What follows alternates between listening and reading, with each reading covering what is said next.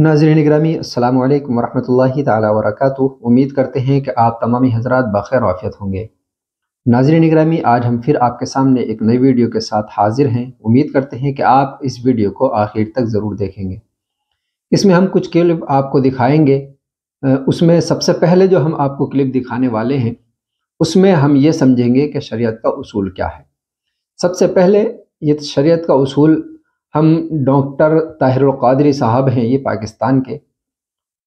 तो मुझे ये क्लिप मिली तो मैंने इसलिए इस क्लिप को डाउनलोड कर लिया और इसलिए मैं ये वीडियो बना रहा हूँ। इसमें हम देखिए शरीयत का कानून क्या है, सबसे पहले ये सीखेंगे। उसके बाद मैं तारिक मसूद साहब की एक वीडियो की क्लिप आपको दिखाऊंगा और उसके बाद फिर मैं एक क्लिप और डॉक्टर ताहिरुल क़ादरी साहब की आपको दिखाऊंगा। तो इसलिए हमारी वीडियो पर आखिर तक बने रहें।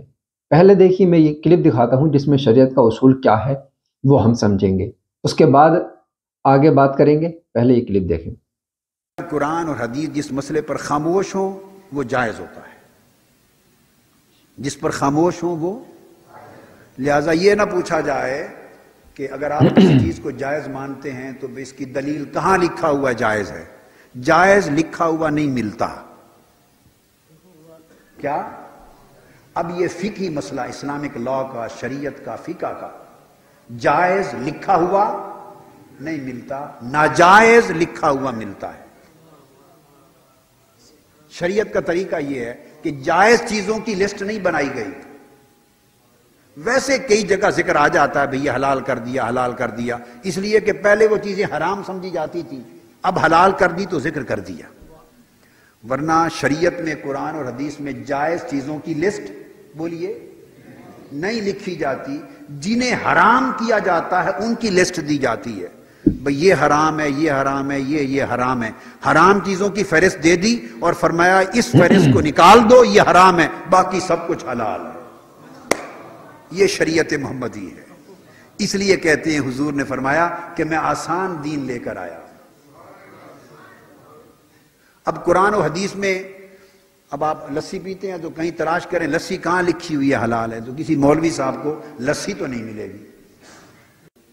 लाखों चीजें जो हम खाते पीते हैं, अगर हर चीज जो जायज है या नहीं, कहां लिखा है जायज है, उसकी फहरिस्त देखना शुरू कर दें तो फिर आपकी तो जिंदगी अजाब बन जाए। हर जायज चीज का जिक्र नहीं होता।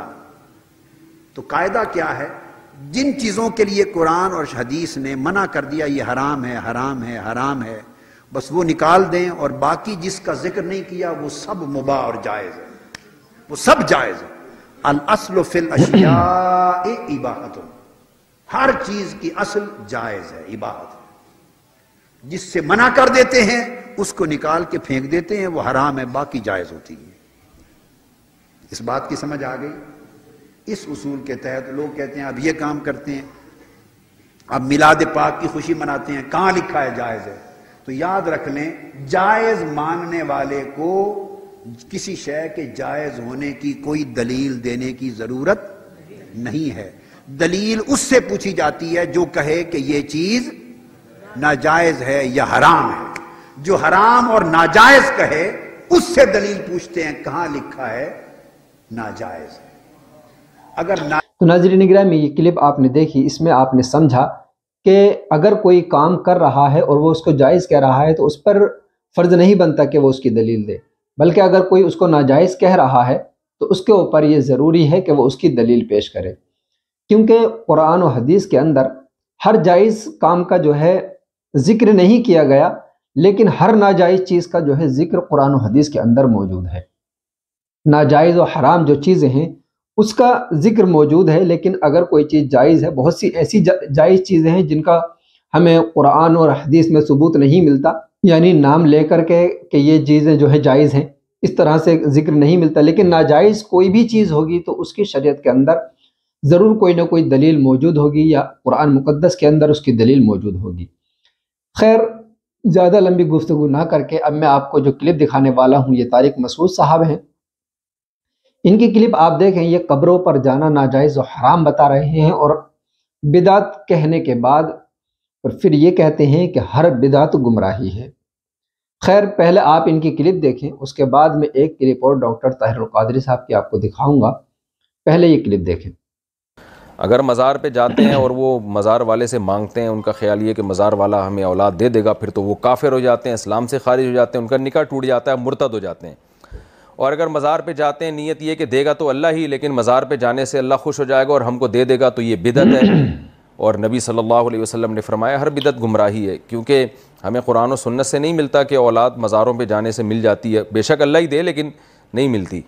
اللہ نے دعائیں مانگنے کے لیے مسجدیں بنائی ہیں، مزار نہیں بنائے، تو اس لیے اللہ سے مانگیں۔ زکریا علیہ السلام کو اولاد نہیں ملی، ساری زندگی اللہ سے مانگتے رہے، بالآخر اللہ نے دے دی۔ مزاروں پہ جانا حرام ہے، گناہ کبیرہ ہے، اور اگر یہ نیت ہے کہ اللہ نے اس بابے کو اختیار دیے ہوئے ہیں مجھے اولاد دینے کا، پھر تو کافر ہو جائیں گے، اسلام سے خارج ہو جائیں گے۔ ایسے شخص کو مسلمانوں کے قبرستان میں دفن کرنا جائز نہیں۔ اگر حج کیا ہے تو وہ حج باطل ہو جائے گا اور نکاح بھی ختم ہو جائے گا، اور توبہ کے بغیر مر گیا تو مسلمانوں کے قبرستان میں اس کو دفن بھی نہیں کیا جائے گا، اتنی شدید وعید۔ تو ناظرین گرامی، اس کلپ میں آپ نے دیکھا انہوں نے سب کچھ کہہ دیا کہ ناجائز ہے، حرام ہے، ہر بدعت گمراہی ہے، اور یہ بدعت کا راستہ ہے، ایسا ہے ویسا ہے۔ بہت ساری باتیں انہوں نے اپنی ویڈیو کے اندر کہیں، لیکن ایک بھی دلیل نہ قرآن سے دی نہ حدیث سے، ایسے ہی حرام کہہ دیا اور ہر بدعت کو گمراہی بتا دیا۔ اب جو ہم نے آپ کو شریعت کا قانون بتایا تھا اس میں یہ ہے کہ اگر کوئی کسی چیز کو ناجائز و حرام بتاتا ہے تو اس پر یہ لازم ہے کہ وہ قرآن اور حدیث سے دلیل پیش کرے۔ اب انہوں نے قرآن و حدیث سے کہیں دلیل پیش نہیں کی اور ایسے ہی حرام کہہ دیا، کیونکہ یہ ہٹ دھرمی پر جو ہیں جمے ہوئے ہیں اور لوگوں کو گمراہ کرنے کا ٹھیکہ انہوں نے لے رکھا ہے۔ ان کے تعلق سے میں خود سے زیادہ باتیں نہیں کروں گا، میں آپ کو ایک کلپ دکھاؤں گا، آپ ان کو سنیں۔